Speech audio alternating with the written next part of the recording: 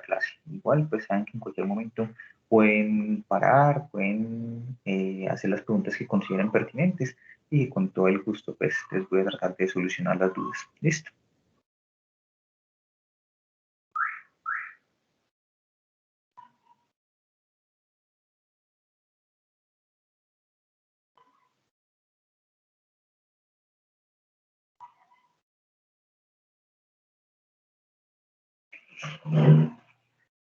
Muy bien, entonces vamos a empezar hablando de métodos diagnósticos en microbiología, los estudios que vamos a utilizar para poder diagnosticar todas las patologías y problemas pues, infecciosos por los microorganismos que vamos a ver durante este semestre.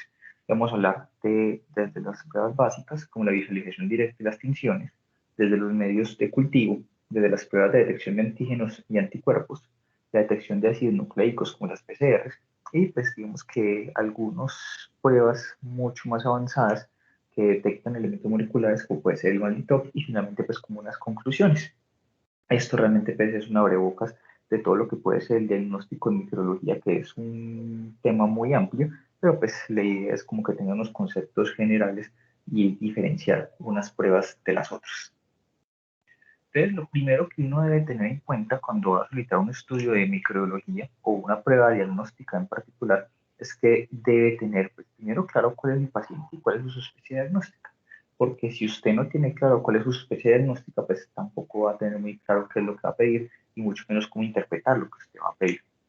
Entonces, debemos partir realmente de un conocimiento de los estudios que va a solicitar de un paciente estudiado adecuadamente y sobre todo también de poder hacer un diálogo adecuado con el personal del laboratorio, en el que usted pueda decirles, vea, yo sospecho esto por estas y estas razones, le voy a solicitar este estudio para que pueda hablar con ellos y ellos también le puedan apoyar en muchas de las decisiones y las conductas que vamos a tomar. Además, es muy importante que ustedes sepan qué indicaciones tienen muchos de los estudios, cómo se interpretan y es basado en qué están, para que pues digamos que primero puedan sacar el máxima utilidad del estudio y no vayan a quedar mal preguntando por una cosa pues que no tiene nada que ver. Por ejemplo, pues si piden un cultivo de tuberculosis que se demora 2 semanas en medio líquido o 8 semanas en medio sólido y que no están a los 3 días preguntando cómo va el cultivo de tuberculosis, porque realmente pues no van a tener un resultado.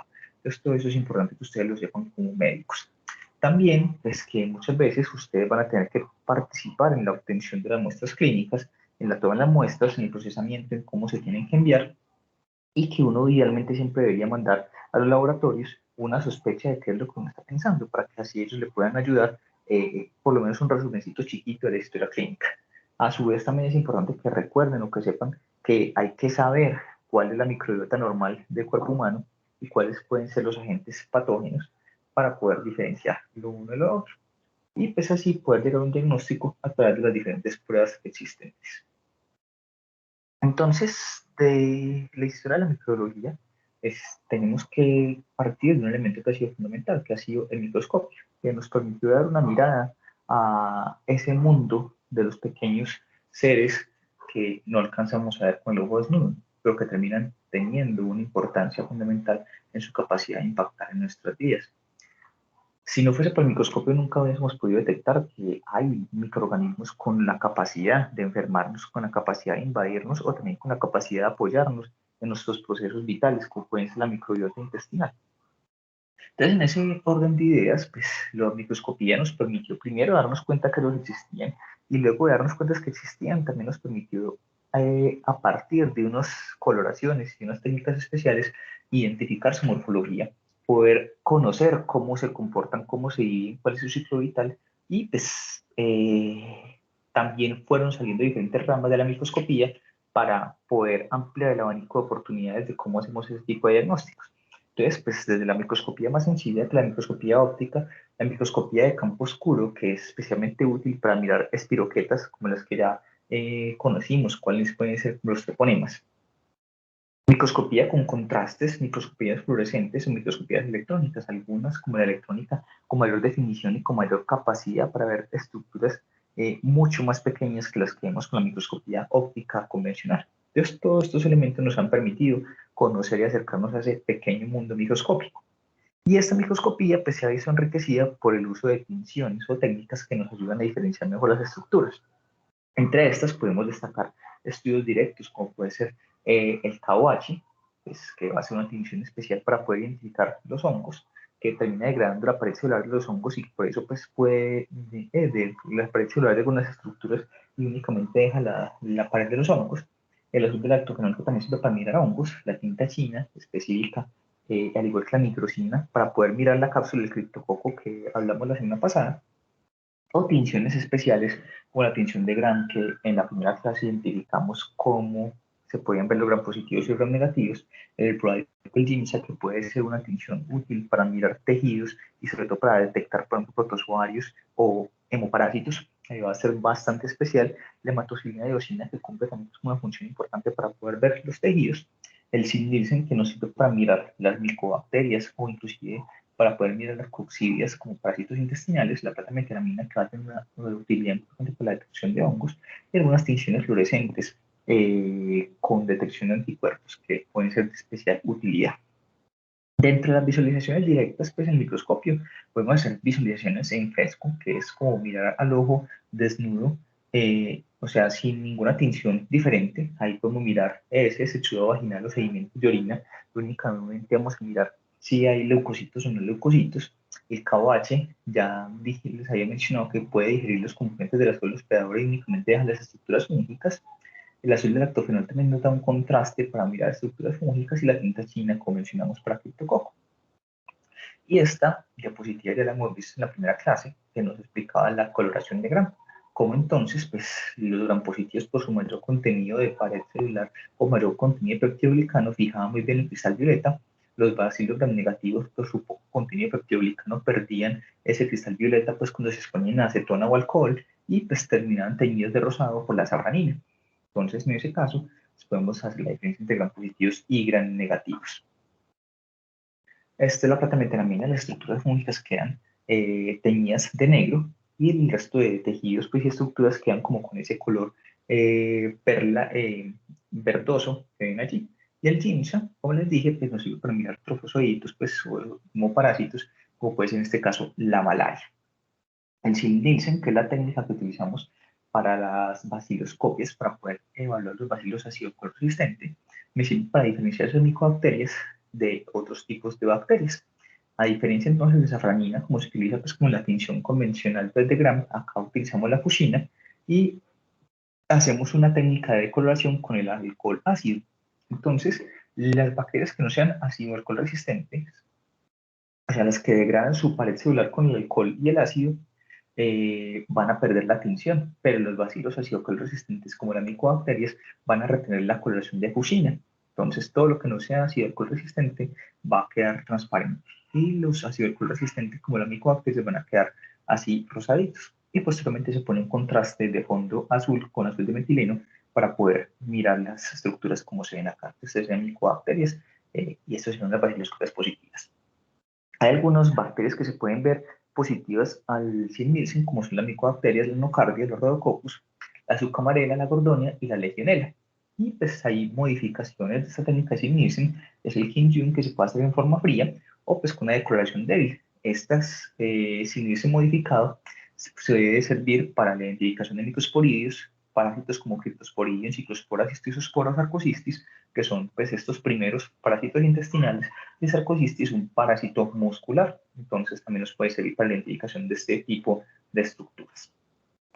Podemos tener coloraciones fluorescentes, algunas pues por anticuerpos fluorescentes que se pueden pegar a los microorganismos o por inmunistoquímica. Entonces, para la detección de bacilos acicos resistentes, tenemos la uramina rodamina, que da una coloración naranjada intensa, nos permite hacer la detección. El blanco de calcofluor, también para los hongos, que se pega a la quitina, sin embargo es bastante costosa. La naranja de acridina, para bacterias como Helicobacter, Campylobacter y hongos, y los anticuerpos fluorescentes que sirven sobre todo en patología para poder hacer las identificaciones.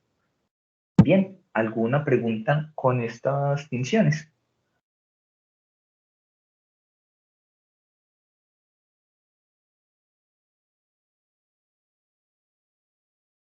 No, profe. Deben un segundito, qué pena. Un segundito, por favor.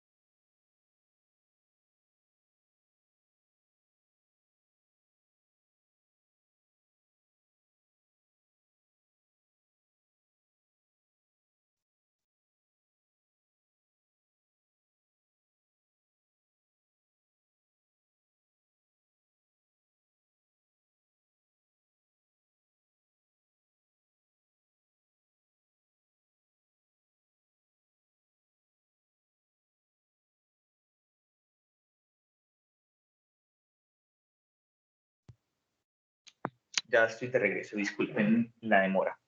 Bueno, entonces el otro método diagnóstico importante son los cultivos, puesto que van a ser fundamentales porque nos va a dar una evidencia bastante específica de la presencia de los microorganismos infectando. Entonces, si usted toma una muestra de tejido pulmonar, si toma una muestra de líquido cefalorraquídeo, si toma una muestra de orina, pues va a poder aislar en muchos de los casos cuando estemos en el contexto de una bacteria o inclusive micobacterias o hongos, cuál puede ser el posible agente infeccioso. Estos cultivos entonces son el gold estándar o el estándar de referencia para muchas infecciones. Sin embargo, no siempre es posible poderlos tomar porque hay algunos microorganismos con los virus que son difíciles de cultivar. Hay algunas bacterias que son muy exigentes para cultivar o que son directamente muy demoradas. Entonces, por ejemplo, en muchos casos, los cultivos no van a ser la alternativa ideal, así sea en el gold estándar, o en el caso de los microorganismos anaerobios que no se pueden cultivar por métodos tradicionales.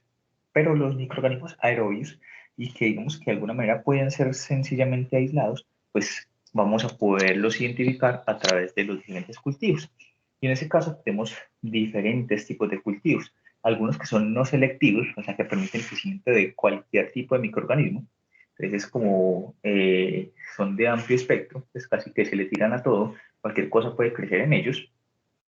Y hay otros cultivos que se llaman selectivos. Hay algunos que solamente van a permitir crecimiento de gram positivos, otros que únicamente van a permitir el crecimiento de gram negativos. Hay otros cultivos que son enriquecidos, que tienen los sustratos metabólicos para que microorganismos como la Neisseria gonorrhoeae puedan crecer y que no se puedan identificar fácilmente en otros.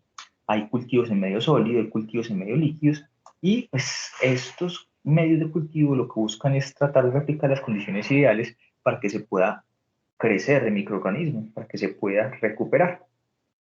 Hay medios de cultivo líquido, como pueden ser los hemocultivos, que hay un medio enriquecido. También tienen ahí pues, esos gránulos con inhibidores de antibióticos y inhibidores de los leucocitos para pues, buscar que los microorganismos puedan crecer a partir de allí y pues que podamos identificar si una bacteria o no es una bacteria. Y tenemos otros medios no selectivos, unos medios inespecíficos, como el agar basal, un medio nutritivo, que tiene pues peptona, tiene un extracto de carne vacuna, como medio nutricional y pues ese usualmente lo que nos permite es evaluar la morfología de los microorganismos y sirve también para hacer las pruebas de resistencia pues, o de sensibilidad a los antibióticos.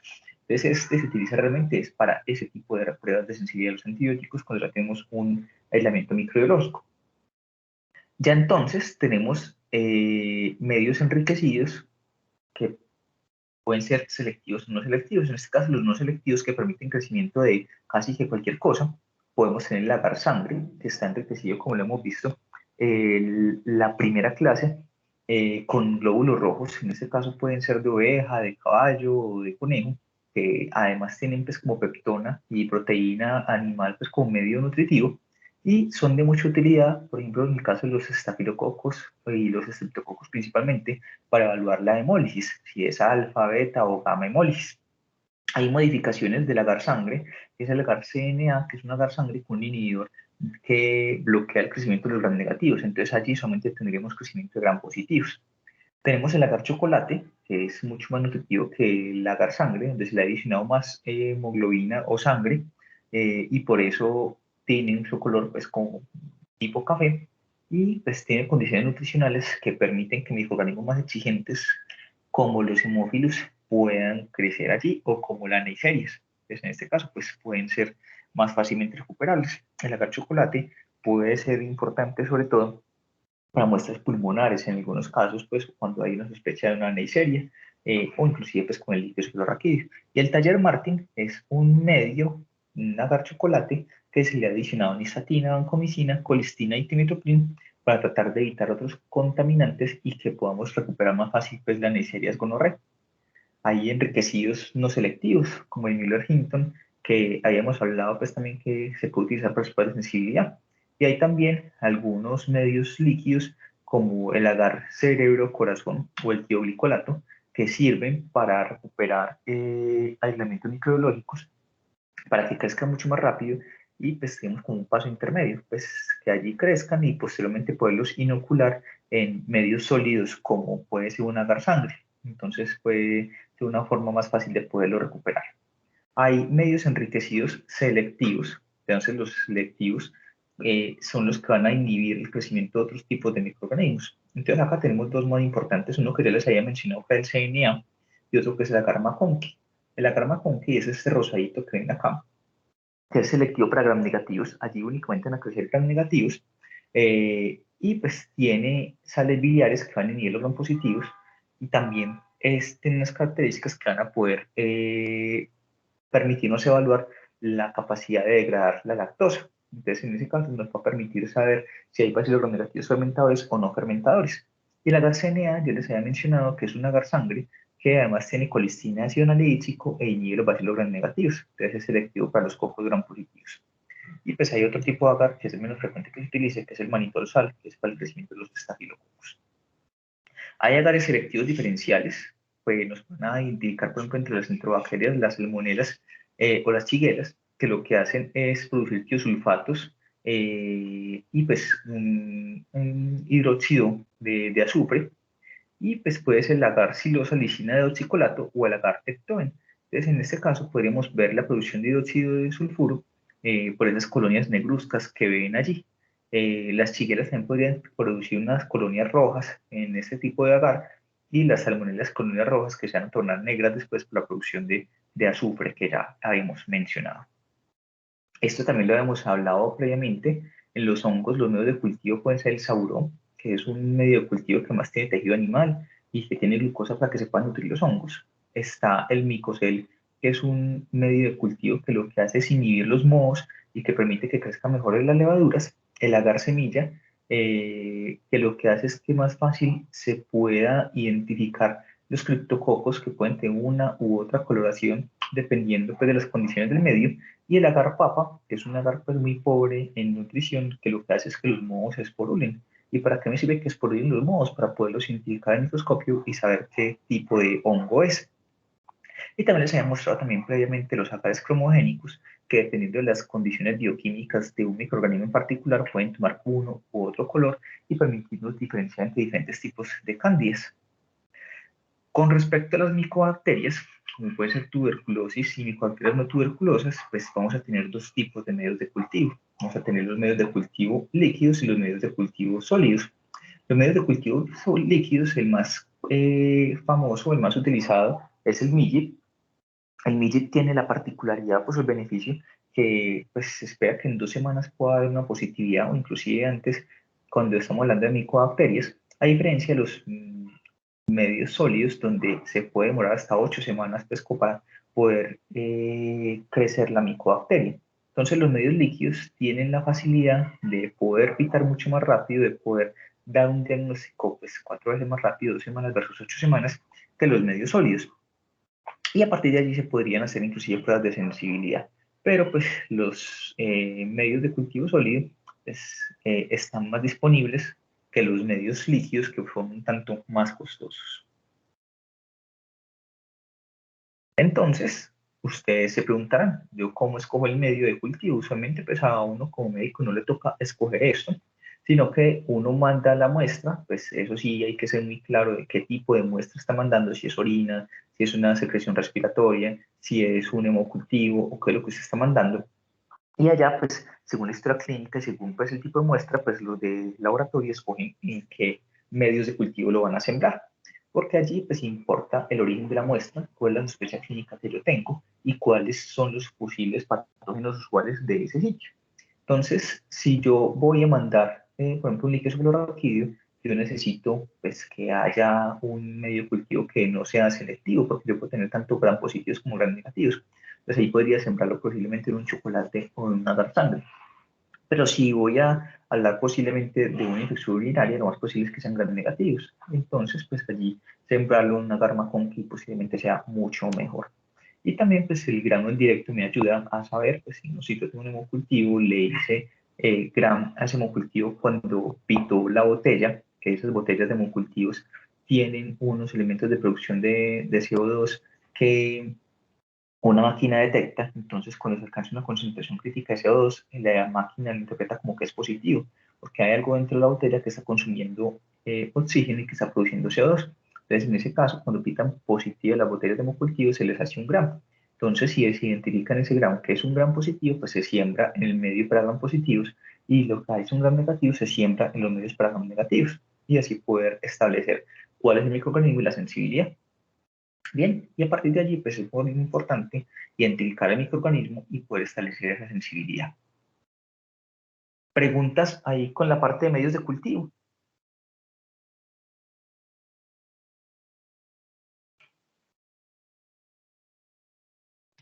No, profe. Todo muy claro. Bien, entonces lo siguiente es cuando pues, yo ya tomé un cultivo y ya creció el microorganismo, va a ser identificar qué es el microorganismo, qué es ese bicho que me creció ahí, qué es esa cosa que está ahí pintada en ese medio de cultivo. Entonces, en los laboratorios se hace identificación de esos microorganismos, pues no únicamente se les hace gran para saber, es un gran positivo, un gran negativo, sino que se debe hacer una serie de reacciones bioquímicas, como lo que hablamos con los gran positivos. Bueno, esto es catalasa, esto es coagulasa, entonces es un estafilococo, pues aureus. Esto tiene solubilidad en bilis, esto tiene que es para es alfa, beta o gamma hemolítico para poder identificar cuál es el nombre del ladrón. Entonces, usualmente eso se hacía pues como muy manual hace unos años en los laboratorios, pero pues de hace unos 20 años para acá todo ha venido cambiando y pues se cambió por los métodos automatizados. Entonces, cuando ustedes entran a un laboratorio de microbiología, hay un equipo grande que se llama el BAITE, o un equipo pues, de identificación que tiene unas tarjeticas pequeñas, y esas tarjeticas plásticas tienen varios pocitos. En cada uno de esos pocitos se lleva a cabo una reacción bioquímica a pequeña escala. Entonces se hacen diferentes pruebas bioquímicas de reacción frente a algunas sustancias para poder identificar pues, cuál es el microorganismo. Entonces, frente a la niacina, frente a la biosina, frente a la bilis, frente a muchos otros exposiciones a algunos agentes, cómo se comportan. Y esos equipos tienen unos algoritmos de identificación para poder establecer cuál es el microorganismo según la respuesta a cada uno de esas reacciones bioquímicas. Porque antes se hacían las pruebas convencionales, pues que eran individuales, se basaban en la morfología, en las características, y hay algunos algoritmos de identificación, pero los métodos automatizados son mucho más confiables que las reacciones antes que se hacían en los laboratorios.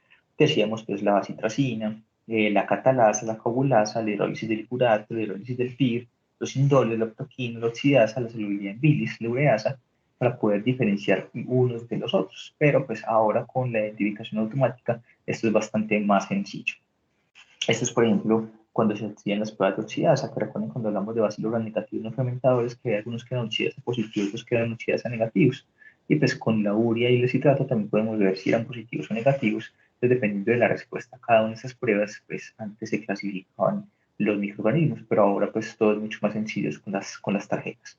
Y esto es la posibilidad de generar pues producción de gas o de hidróxido de sulfuro, dependiendo de la exposición a algunos componentes de los microorganismos. Entonces, así es como estas pequeñas reacciones que antes se hacían en tubos de ensayo más grandes, ahora se hacen a pequeña escala en los laboratorios, en las tarjetas de identificación, y por eso nos daban informe de cuál es el agente causal, y posteriormente en la misma tarjeta se puede hacer sensibilidad a los diferentes antimicrobianos. Entonces allí se puede identificar y nos pueden decir es sensible a esto, es sensible a esto o es resistente a esto. ¿Alguna pregunta de este punto?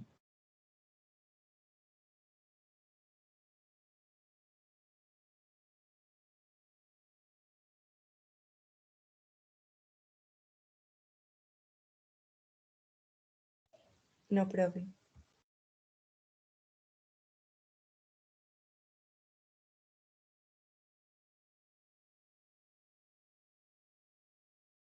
Bueno, muy bien. Entonces, les había mencionado que no siempre es posible hacer cultivos. Hay microorganismos que no son cultivables o hay unos que son muy difíciles de cultivar. Así sepamos que pueden generar la enfermedad. Entonces, para ese tipo de microorganismos, pues podemos mirar de manera indirecta la presencia del microorganismo. Puede que no veamos la presencia del mismo, pero sí podemos ver su rastro, o sea, la inducción de anticuerpos o la respuesta inmunológica frente a la presencia de este. Entonces, los anticuerpos que están dirigidos para neutralizar el efecto del microorganismo se pueden medir. Y desde 1960 se hicieron los primeros inmunoensayos para poder identificar esa respuesta inmunológica frente al microorganismo, que podía identificarse o las IgM o los IgG, que nos iban a permitir pues, tener evidencia de cuál ha sido su comportamiento. Si es la primera vez que nos exponemos, si es una exposición antigua o qué es lo que está sucediendo. Recuerden que las IgM son una inmunoglobulina muy poco afín y que se produce rápidamente en las infecciones, pero las IgG son una inmunoglobulina que perdura a más largo plazo y que es altamente afín por los microorganismos, lo que de alguna manera nos diría que las IgG nos darían una evidencia de una respuesta inmunológica ya fuerte frente a algún microorganismo en particular. Entonces, estos anticuerpos se pueden detectar de diferentes maneras. Se pueden detectar a través de pruebas de ELISA, a través de inmunofluorescencia o pues, de otros tipos de técnica. Se pueden hacer en forma directa o indirecta. Y como les mencioné previamente, pueden ser muy útiles para detectar enfermedades donde sea muy difícil aislar el microorganismo. Entonces yo podía hacer una técnica directa donde yo tenía un antígeno, que lo que yo iba a buscar es si tengo un anticuerpo frente a esos antígenos. Entonces yo tenía un suero donde, por ejemplo, tenía antígenos del dengue y pues iba a buscar anticuerpos frente al dengue. Si en ese suero donde hay antígenos del dengue, yo les pongo a mi suero de mi paciente buscando anticuerpos, puedo hacer una reacción. Muchas veces lo que se hacía era poner anticuerpos marcados con fluorescencia para poder establecer que había una reacción antígeno-anticuerpo. Entonces, en ese tipo de casos, pues podíamos detectar la presencia de anticuerpos reactivos frente a un determinado antígeno. Se puede hacer detección de anticuerpos por diferentes técnicas. Los sueros pareados es combinar en dos momentos diferentes del tiempo si aumentan o no aumentan los títulos de los anticuerpos. Entonces, por decir, una persona tiene una sospecha de una leptospirosis, tiene el cuadro clínico el día de hoy, yo le hago unos anticuerpos y nuevamente en 4 semanas le repito los anticuerpos y resulta que aumentaron 4 veces los títulos. Eso me dice que por serología hubo un incremento de los títulos de los anticuerpos y que posiblemente sí hubo una exposición a ese microorganismo. Entonces eso me habla de una positividad de los sueros pareados, o sea, es tomar suero en dos momentos diferentes de la infección. La inmunodifusión también sería pues, una técnica para poder establecer en un agar si hay anticuerpos o no. La aglutinación que va a hacer, por ejemplo, que se formen grumitos por las reacciones de antígeno con anticuerpo, por fijación de complemento y destrucción de glóbulos rojos puede ser, técnicas de inmunofluorescencia como la que les describí ahora con anticuerpos marcados, o reacciones de lisa, donde se puede generar una respuesta antígeno-anticuerpo y se puede medir también. Y esas son diferentes técnicas de detección de anticuerpos. Esta es por lisis de complemento. Entonces acá están los anticuerpos pegados a los glóbulos rojos y cuando hay esa reacción de antígeno-anticuerpo se activa la cascada del complemento y se terminan lisando los glóbulos rojos. Esto es una inmunodifusión. Entonces acá tenemos el antígeno y estos pocitos todos tienen suero de pacientes en búsqueda de los anticuerpos. Entonces, si el suero del paciente tiene anticuerpos contra el antígeno que hay acá, se pueden formar este tipo de banditas. Entonces, acá pues, nos podría mencionar que hay una positividad. Y esto es por aglutinación. Miren acá cómo se pueden formar aglutinaciones cuando hay una reacción antígeno-anticuerpo que sea positiva. Asimismo, pues acá hemos visto que los anticuerpos del paciente se pueden pegar de los antígenos conocidos y que posteriormente pues, se puede pegar un anticuerpo con una fluorescencia para identificar si acabó una reacción de antígeno-anticuerpo. Es decir, yo tengo acá en un pozo antígenos del dengue y le pongo el suero a mi paciente para ver si tiene anticuerpos contra el dengue. Resulta que mi paciente sí tiene anticuerpos contra el dengue. Entonces acá se unieron a los antígenos. Pero para yo poder ver si esta reacción sí se dio, pues pongo unos anticuerpos que están marcados con fluorescencia que se van a pegar a esta fracción distal de la reacción antígeno-anticuerpo. Únicamente se van a pegar donde hubo una reacción antígeno-anticuerpo. Si hubo reacción antígeno-anticuerpo, van a producir coloración. Si no hubo reacción antígeno-anticuerpo, no se va a producir ninguna coloración. Entonces, eso también es por inmunofluorescencia, un tipo de reacción ELISA. Estas detecciones de anticuerpos pueden tener algunas limitaciones. Uno es que sea el efecto prozona, que está muy bien descrito en sífilis, donde hay un exceso de anticuerpos y hay tantos anticuerpos que no se pueden medir a los antígenos. o el efecto Hu, donde hubo una cantidad enorme de antígenos y muy pocos anticuerpos, entonces como hay exceso de uno, no se pueden generar la interacción entre ambos. Entonces por eso puede ser un falso negativo. O hay algunas IgM, como el factor reumatoide, que son muy promiscuos, que se le pegan a lo que se mueva. Entonces pueden dar falsos positivos. Y eso puede generar interferencia de anticuerpos. O pues algunas enfermedades donde la producción de anticuerpos sea muy baja, como el mieloma múltiple, el síndrome nefrótico, el VIH avanzado, o si estamos muy empezando la enfermedad, la infección, donde todavía no se han producido los anticuerpos. Entonces es importante que tengan en consideración eso, porque digamos que si estamos buscando, volviendo al caso del dengue, un dengue, pues usted sabe que los anticuerpos se empiezan a producir después del cuarto día, y usted le pide los anticuerpos al día 2 o al día 3, pues posiblemente van a ser negativos. Usted tiene que tener en cuenta eso antes de poder hacer la interpretación completa.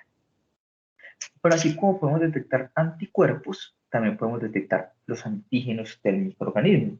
Entonces, estos son bastante más específicos que los anticuerpos, que son una fracción propia del microorganismo, en vez que los anticuerpos, que es una reacción de nuestro sistema inmunológico frente al microorganismo. Entonces, esto depende también pues, de cada microorganismo. Son elementos específicos de ese antiinfeccioso y también depende su sensibilidad y especificidad de la condición clínica del paciente. Se pueden detectar cosas como toxinas, se pueden detectar cosas como antígenos capsulares, se pueden detectar otros componentes importantes. Entonces, también depende de la muestra clínica en que lo estemos detectando. Se puede detectar por ELISAs, entonces acá lo que estamos buscando es si hay antígenos o no. Y como estamos buscando la presencia de antígenos, lo que vamos a hacer es poner unos anticuerpos altamente específicos contra los antígenos al suero de nuestro paciente, que presumimos que pueda tener el antígeno. Entonces le ponemos unos anticuerpos altamente específicos al suero de nuestro paciente, a ver si hay una reacción de antígeno-anticuerpo, y también pues puede pasar esa reacción de inmunofluorescencia, como vemos acá, que si hay una reacción antígeno-anticuerpo dada. Y eso se puede hacer por ELISAs, como en este caso, pues, que tenemos los anticuerpos altamente reactivos contra el antígeno que estamos buscando en la muestra. Y si hubo una respuesta, pues acá vamos a tener un segundo anticuerpo que nos va a generar la reacción. Puede hacerse por lateral flow. ¿Qué es un lateral flow? El lateral flow es como si fuera una prueba de embarazo, que es básicamente esto. Usted acá pone la muestra del paciente. Esto es una lámina capilar y pues acá va fluyendo por capilaridad la muestra. Acá se le va a unir a un conjugado y pues acá están los anticuerpos altamente afines al final de la línea. Entonces piénselo como si esto fuera una prueba de embarazo. Acá al final de la línea, en la línea de test, está los anticuerpos que van a detectar la beta-HCG, que es lo que se detecta en las pruebas de embarazo. Entonces, si hay beta-HCG en esta prueba de orina, pues acá se va a reunir y va a generar esa luminosidad, pues, o esa línea oscura que ustedes ven en las pruebas de embarazo. Y por acá atrás está la línea de control, que siempre va a salir positiva. Entonces, asimismo, pues lo que yo voy a hacer cuando utilizo este lateral flow es que acá, por ejemplo, tengo un líquido soflorraquídeo y estoy buscando un antígeno de criptococo. Entonces, acá pongo el líquido soflorraquídeo, acá se una pues con un conjugado y acá están unos anticuerpos altamente afines frente al antígeno de criptococo. Si hay antígeno de criptococo, acá se me va a iluminar una rayita, y si no hay, pues sencillamente no se me va a iluminar. Entonces, antígenos de uso frecuente, el antígeno urinario de histoplasma, el antígeno de criptococo que tiene esta técnica de lateral flow, el galactomannan que se utiliza para detectar hongos como los mohos, específicamente los aspergillus, el beta-glucano que sirve para detección de algunos hongos, pues como las levaduras, el antígeno de legionela, el antígeno de neumococo, estos últimos se pueden detectar en orina, el antígeno P24, el VIH, o la detección de la toxina de Clostridium es difícil. ¿Dudas ahí con la detección de antígenos y de anticuerpos?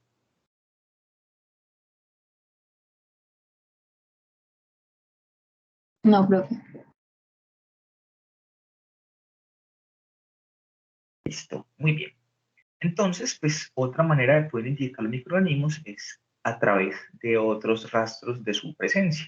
Y qué mejor, pues, que la huella digital. La huella digital, lo que los hace lo que son es el material genético. Entonces, si no podemos cultivarlos, pues posiblemente podamos detectar que hay material genético de ellos en una muestra. Algunos, como los virus, pueden ser fácilmente detectables por las PCRs y no detectables por los cultivos. Entonces piensen en COVID. COVID es un virus que es difícil de cultivar y que habría que esperar bastantes días para poderlo cultivar, y no siempre es fácil hacerlo. Pero sí podemos identificar la presencia de material genético a través de PCRs, y también pues podemos identificar antígenos de COVID, que sería pues como un ejemplo de la detección de antígenos previos que hicimos. Entonces el antígeno pues nos sería una prueba que también puede ser así lateral flow de COVID, y la PCR COVID lo que nos hace detectar son unos blancos moleculares altamente conservados en el COVID para poder identificar su presencia en una muestra como puede ser el hisopado nasofaríngeo. Bien, entonces los ácidos nucleicos nos pueden ser de tanta utilidad que hasta nos pueden identificar el género y la especie de un microorganismo en particular, porque pues vamos a tener los blancos dirigidos completamente hacia ellos. Pueden ser de mucha utilidad para microorganismos o que no crecen o que son de muy lento crecimiento o que directamente no son cultivables. Se puede hacer genotipificación, o sea, mirar completamente el mapa genético de esos microorganismos, y se puede hacer secuenciación para compararlos con unos mapas genéticos que hay disponibles en la web, y así poder establecer quién es el ladrón, a qué se dedica y pues a qué familia pertenece. Todo esto pues va a ser de bastante utilidad y poderlo amplificar. Se puede utilizar entonces técnicas de PCR, técnicas de PCR en tiempo real, técnicas de PCR con descriptasa reversa, PCR múltiples, y ahora les voy a explicar entonces qué es todo eso. Las técnicas de detección de ácidos nucleicos todos van a tener que pasar por un proceso de purificación y extracción del material genético para evitar que haya contaminaciones que afecten las muestras. Entonces, ¿qué es una PCR? Una reacción en cadena de la polimerasa básicamente es generar una copia de un material genético que está a partir de unos primer. ¿Qué es un primer? Es una secuencia conservada que se va a copiar de un material genético que haya allí. Entonces, digamos que este es el material genético original de una bacteria. Lo primero que se hace es desnaturalizar ese material genético de la bacteria subiendo la temperatura a 95 grados. Entonces, así se abren las eras de ADN. Yo tengo entonces en mi laboratorio unas primer o unas sondas que son secuencias altamente conservadas y específicas de algunos microorganismos. Entonces, pongamos el ejemplo como si fuera COVID. Entonces, pues ahí me llega la muestra del hisopado nasofaríngeo de una persona. Lo que hago es desnaturalizar esa muestra, la pongo en 95 grados, y posteriormente lo que hago es ponerle un primer de una secuencia altamente conservada de COVID a ver si hay concordancia. Bien, si hay concordancia, este primer debe pegarse a una de las cadenas de ADN, pues, de material genético que hay allí en esa muestra. Si hay concordancia, entonces yo posteriormente le agrego la polimerasa, y la polimerasa se activa a 72 grados. Entonces, allí como se activa, pues se empieza a generar la cadena complementaria de material genético que hay allí. Entonces acá se pegó el primer, es específico, es concordante, y empieza a generar replicación del material genético.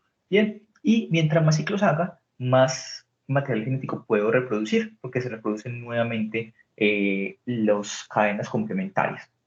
Entonces, esto es lo que pasa en la reacción de la PCR, y yo poder detectar si tengo o no, por ejemplo, COVID o material genético del COVID. Le agrego una sonda, unos primers conservados genéticamente, específicos de COVID, y si hay acá el material complementario, se me va a difundir y se me va a replicar ampliamente las cadenas.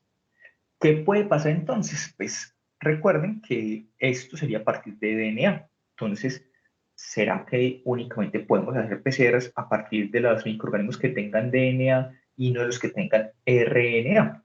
Porque el dogma de la biología molecular es que a partir de una hebra de DNA pues se produce un RNA que sirve para introducirse en proteínas. Entonces acá pues estamos partiendo de una polimerasa que replica una cadena de ADN complementaria. Pero ¿qué pasa si lo que tenemos acá no son DNA sino RNA? Porque hay muchos virus que no son DNA sino RNA. Entonces tenemos la transcriptasa, la PCR transcriptasa reversa. Entonces que a partir de un RNA viral se produce una hebra de ADN, y a partir de esa hebra de ADN ya sí se puede hacer todo este proceso de reacción en cadena de la polimerasa. Entonces, ¿qué pasa? A partir de una hebra de RNA yo tengo unos sondas que me replican, me copian eso en molde de ADN, y posteriormente lo que hago es que desnaturalizo ese ADN, ahora utilizo el primer y le pego la polimerasa para obtener nuevamente una cadena complementaria de ADN. ¿Y por qué lo tengo que copiar ADN? Porque el ARN es muy fácilmente degradado. Entonces, esta transcriptasa reversa es muy útil para amplificar virus. Entonces, esta es la que se utiliza en COVID, por ejemplo. Pero los virus de DNA se puede hacer con esta PCR convencional, que también se puede utilizar para bacterias y todo lo que tenga DNA. O también tenemos PCRs en tiempo real, que lo que nos harían sería más o menos establecer como una cantidad, no decirme está o no está. Es como si usted tiene una pareja, usted le dice, bueno, ¿somos novios o no somos novios? Sí, somos novios, pero usted ahí no puede medir la intensidad del amor, qué tanto se aman, qué tan comprometido está la otra persona. Puede que de pronto tenga una razonita en bajo, puede que tenga una relación abierta y tenga otros 58 en fila. Entonces usted pasar de algo cuantitativo a algo cualitativo. Entonces una cosa es decir, ¿somos novios? Sí, pues pero ¿qué tan bien estamos? ¿Qué tan mal estamos? ¿O cómo me amas? ¿Sí o no? ¿Pero cuánto me amas? Entonces allí la PCR en tiempo real no únicamente me dice si está el microorganismo, sino qué tanta cantidad o en qué magnitud está el microorganismo. Entonces eso me puede servir para establecer, por ejemplo, cargas virales de VIH, cargas virales de hepatitis B, cargas virales de citomegalovirus, que pueden ser importantes para establecer grados de severidad de algunas enfermedades o condiciones clínicas o para tomar decisiones terapéuticas. Entonces la PCR en tiempo real detecta y amplifica simultáneamente. Entonces lo que me hace es poner las cosas de forma cuantitativa y me permite detectar cargas virales, por ejemplo. Y eso lo hace según la cantidad de ciclos que se necesiten para amplificar un microorganismo. Entonces cada uno de estos es un ciclo. Entonces este fue el primer ciclo, se naturaliza, se le pega el primer y acá replicó el material genético. Nuevamente lo caliento y acá empezó el ciclo 2. Entonces, cada uno de estos ciclos, mientras menos ciclos necesite para que sea detectable el ADN, pues se supone que hay más material genético. ¿Listo? Porque pues, si se detectó en el primer ciclo, hay tanto material genético que desde ya amplificó. Pero si se necesitan mucho más ciclos, pues posiblemente es que haya menos material genético hasta que llegue a un punto en el que sea detectable. Hay diferentes máquinas que pueden hacer eso, y unos que son cicladores, el COBAS o los termocicladores pueden ayudar allí. Muchos de estas PCR requieren pues como una intervención y laboratorios pues de alta complejidad, pero pues hay algunos cartuchos prediseñados que pueden simplificar bastante esto, que son métodos rápidos y que son métodos cerrados que no requieren casi ninguna participación por parte del personal del laboratorio o del personal clínico y que pues en pocas horas pueden detectar de manera cerrada entre unos cartuchitos la presencia de algunos materiales genéticos de microorganismos de interés. Entonces acá, por ejemplo, vemos los cartuchos del GeneXpert. El GeneXpert es una PCR cerrada que lo que me detecta la presencia de microbiota en tuberculosis y además me detecta la presencia de resistencia a la rifampicina. Entonces, en cuestión de 2 horas, lo único que yo tengo que hacer es poner una muestra de esputo o una muestra biológica ahí dentro de esa cajita, lo meto a un computador, pues un receptor que tienen, y él pues hace todo el proceso micro a nivel micro y me da un resultado. Entonces, esos métodos más rápidos se han utilizado para definición de tuberculosis, para detección de resistencias, para la detección de Clostridioides difficile, también para el ébola, o pues también se pueden hacer pues, este tipo de PCRs a nivel más pequeño para detección de toxinas. O se pueden hacer PCRs múltiples, que hay algunos sobrecitos que tienen diferentes reacciones y que pueden hacer hasta 14, 25 o más reacciones de PCR simultáneamente para detectar diferentes microorganismos y para detectar también genes de resistencia. Entonces, lo más comerciales son el FilmArray. El FilmArray tiene diferentes plataformas. Tiene plataformas para detectar microorganismos que afectan el tracto respiratorio superior, tiene para detectar microorganismos que generan neumonía, tiene para detectar microorganismos que generan enfermedad gastrointestinal, tienen para detectar meningitis, encefalitis, tienen para sepsis y microorganismos que afectan el torrente sanguíneo y muy pronto van a sacar también un panel que identifica también infecciones osteoarticulares. Entonces ellos ahí tienen varias PCR chiquitas para todos los posibles microorganismos y hacen una pequeña reacción. Esta máquina, usted mete el sobrecito ahí y después le informa que se detectó y en qué magnitud se detectó. Entonces esto es importante porque, digamos que en el caso de una meningitis, yo puedo inclusive, pues un paciente que tenga toda la clínica meningitis, yo le hago una PCR de estas y me dice, esta meningitis es viral por un herpes. Y pues puede que no haya un microorganismo bacteriano allí identificado y eso inclusive pues podría permitirme tener que dejar de exponer a antibióticos a pacientes que no lo van a requerir. Hay otros casas comerciales que manejan PCRs múltiples como Luminex o las PCR de transmisión sexual, que son pues, como formatos independientes, pero que pueden ser de bastante utilidad. ¿Cuál es la limitación de las PCRs? Que primero se requiere unos adecuados procesos de extracción y para evitar contaminación. A veces no conocemos bien cuál es la sensibilidad de cada una de las pruebas, que también esas PCR nos diferencian organismos vivos de organismos muertos. Entonces hay que ser muy, muy estricto en la identificación, también conocer cuál es microbiota normal o no. No son de mucha utilidad para el seguimiento de las enfermedades y son pruebas que son bastante costosas. Aunque afortunadamente, pues con las últimas actualizaciones pues, del sistema eh, pues, del POS, estas pruebas de PCR quedaron todas como POS y cualquiera de ustedes podría mandarlas en algún momento ya cuando estén desempeñándose como médicos. ¿Alguna duda con las PCRs? Profe, Sí. escucha, profe, es que a mí me habían dicho que el Filler Ride es supremamente costoso y que como que pues a uno no se lo dejan mandar. El Entonces, film array es muy costoso, más o menos estamos por 700, 800 mil pesos. Era no POS, recientemente pues a partir de enero se pasó a que fuese POS. Idealmente las EPS, aunque ya sea POS, pues tienen como una restricción de que lo mande el especialista. Sin embargo, pues si ustedes lo justifican muy bien, si llega un paciente durante un turno de noche y tiene meningitis y hay que hacer la punción lumbar de una vez, pues ustedes lo pueden mandar y que ya después se los autorice pues el especialista.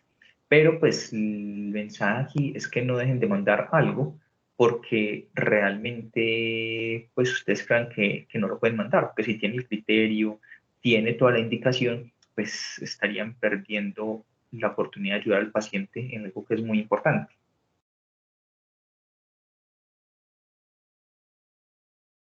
Obviamente sí es muy costoso, pero pues a cambio de lo costoso que es, puede ayudar a muchos pacientes para el manejo de sus condiciones o de sus enfermedades. profe, y uno lo puede mandar en todos los niveles. Pues el beneficio del film array también es que es muy rápido, ¿cierto? En cuestión de 2 a 4 horas ya te está dando una lectura. Entonces, si usted lo manda en un centro hospitalario que no tiene film array, voy a poner mi ejemplo, yo trabajo en la clínica bolivariana y trabajo en el Hospital La Marina. En la clínica bolivariana tengo film array, entonces pues no es sino tomar la muestra y en 2 horas ya me dan resultados, pero en La Marina no tengo film array. Entonces, los FilmArray que pido los tienen que mandar a otro laboratorio externo y se me pueden demorar una semana. Entonces, si yo ese resultado que va a ser en pocas horas se me va a demorar una semana, pues ahí ya no tengo justificación de gastarme esa plata, porque pues, posiblemente me van a salir primero los resultados de los cultivos, que salen en 48 o 72 horas, o de otras pruebas. Pero si en bolivariana lo mando, que me sale en 2 horas, pues ahí sí voy a poder tomar rápidamente una conducta que me va a ahorrar antibióticos o que me va a ahorrar, digamos, intervenciones no indicadas, porque ya más fácil puedo identificar cuál es el microorganismo responsable, cuál es el ladrón. Entonces, esos son otros los puntos, que mientras más rápido sea el resultado, pues mayor utilidad le va a poder sacar. Pues si usted está en un lugar donde se van a demorar N cantidad de años para poderlo procesar, ahí no tiene tanta utilidad. Entonces, por eso posiblemente sea más útil en lugares donde haya disponibilidad todo el tiempo. O, pues, si lo tienen subcontratado, que den como máximo la respuesta al otro día.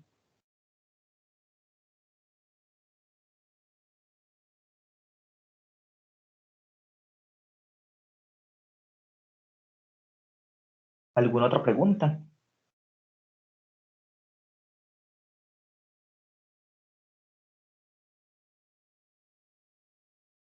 No, profe.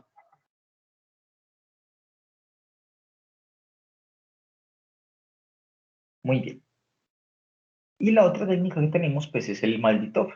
El MALDI-TOF es una técnica que utiliza, pues, como un láser que básicamente desintegra las partículas en las que está compuesto el microorganismo y lo que hace es impulsarlos por un túnel mmm, a nivel molecular, esas pequeñas moléculas. Y lo que hacen esas moléculas es dibujar un mapa por espectrometría de masas. Y ese mapa está dibujado según el peso y pues, la volatilidad de cada una de esas moléculas. Entonces, eso está determinado por la carga de las masas que componen cada microorganismo que son conocidos como bioanalitos. Entonces eso más o menos lo que genera es como una huella dactilar, o como una huella de lo que está y de las proteínas y los analitos y las micromoléculas de las cuales está compuesto cada microorganismo. Esa huella digital que se da por la espectrometría de masas de cada una de esas mini moléculas que están condensadas. Entonces eso es disparado a gran velocidad por un túnel y pues eso al final se impacta pues como con una superficie.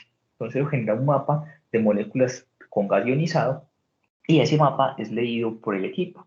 Cada microorganismo tiene un mapa en particular. Entonces lo que hace el equipo es compararlo con una biblioteca conocida de microorganismos y dice, ah bueno, esto se me parece a tal cosa, esto se me parece a un estreptococo, esto se me parece a un aspergillus, esto se me parece a tal otro, porque ese es el mapa de los bioanalitos de las pequeñas moléculas que han pasado a través de ese maldito. Entonces, eso se puede hacer o a partir de cultivos en medio sólido, y lo que se hace con un cultivo puro, el láser lo dispara y pues lisa las células y empiezan a volar las pequeñas moléculas. Y pues antes se decía que no se podía hacer de muestras directas porque había poco rendimiento y se podía contaminar, pero ya hay algunos casos en los que inclusive se puede poner líquido cefalorraquídeo o el uroanálisis y directamente se puede hacer el maldito sobre la muestra biológica.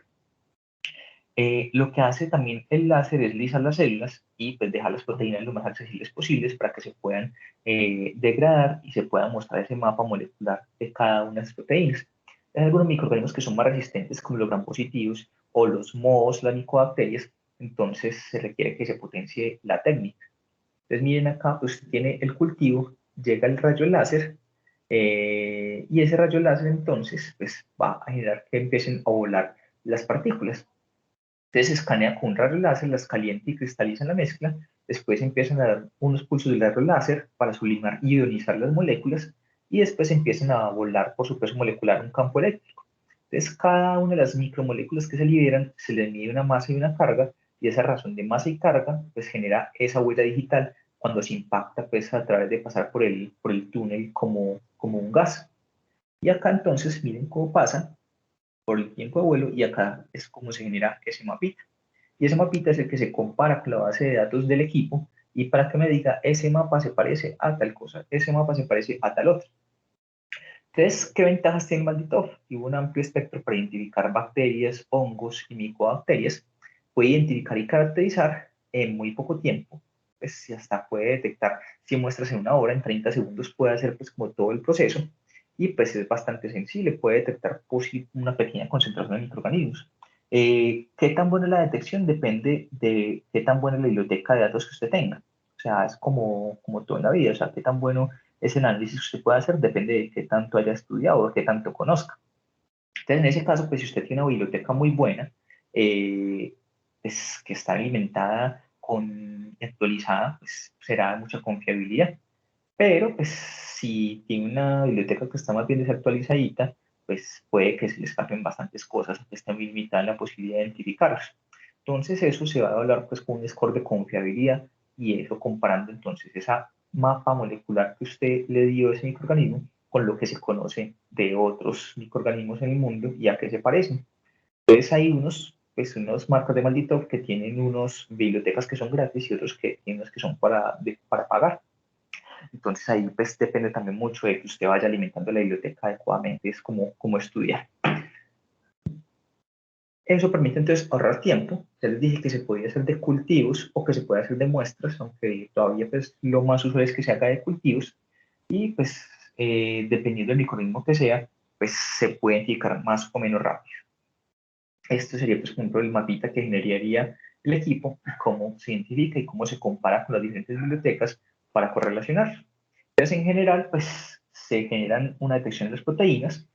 Hay algunas proteínas que son más importantes como las proteínas ribosomales o las proteínas de choque térmico o las unidades del DNA y pues ahí se pueden generar unos marcadores filogenéticos. Entonces, pues para el año 2009 podían llegar los malditos a 84% de identificación de especie, 11% de género y erróneas hasta el 1.7%. Ahora en 2022 las tasas de identificación están por encima del 95%, lo cual es bastante bueno. Para los negativos, se detectaba más o menos el 80% de microorganismos, para los gram positivos el 97%, el estafilococos el 99%, para los Streptococcus pneumoniae y viridians es más complejo, para levaduras más o menos el 61-87% de sensibilidad, y para los mohos filamentosos puede ser un tanto más difícil, y era mejor la plataforma de Bruker, pero pues esto viene avanzando cada vez más y pues es mucho más confiable. Entonces, en conclusión, es muy importante que ustedes sepan qué es lo que están buscando, cuál es la enfermedad que están sospechando y cómo se detecta, porque pues cada microorganismo y cada enfermedad tiene unas indicaciones para cada cosa. Deben conocer también la microbiología de la infección o de la enfermedad en particular, cuáles son los agentes biológicos y cuáles son también pues, como los microorganismos comensales en determinadas áreas del cuerpo. Es muy importante también que hablen con el laboratorio de microbiología y hablen con los colegas. Nadie puede hacer una buena labor médica solo. Esto es un trabajo de equipo donde no cabe el ego dentro de esto. Entonces, a veces los médicos erramos creyendo que nos las sabemos todas, que somos muy calidosos y en realidad no seríamos nadie sin todo el equipo que nos rodea, pues las enfermeras, los microbiólogos, los fisioterapeutas y eso yo creo que es fundamental. Es que cualquier cosa somos personas y debemos valorar todo el apoyo que tenemos pues, como equipo terapéutico. Entonces siempre va a ser fundamental ese trabajo en equipo. Los métodos convencionales, pues como las coloraciones y los cultivos de los anticuerpos son el pilar fundamental y pues nuevas técnicas como las PCR, el MALDI-TOF pueden ser de mucha utilidad, pero son complementarias. También hay que utilizar cada técnica en el escenario adecuado, no empezar a mandar cosas por mandarlo a lo loco, porque si no terminamos cometiendo pues como graves errores y gastándonos un montón de plata. Imagínense lo que decía ahora la compañera, pues que el Filmarrey es muy caro, 800.000 pesos, y lo estamos mandando a un paciente que no tiene indicación, entonces, ¿quién va a pagar esa cuenta? Bien, y saber también que cada una de esas pruebas tiene una sensibilidad, especificidad, una probabilidad pretest y un valor predictivo negativo.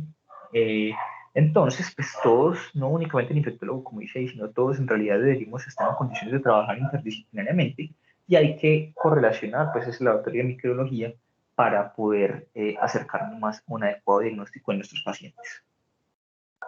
¿Listo? ¿Dudas, preguntas?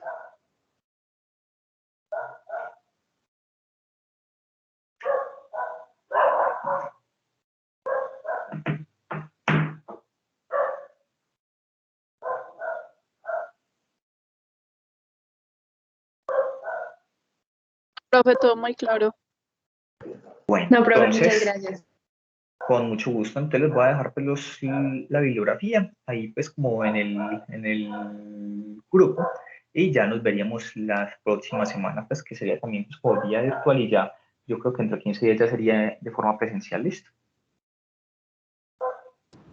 Listo, profe, muchas gracias. Listo, perfecto, que estén muy bien, cuídense mucho. Gracias.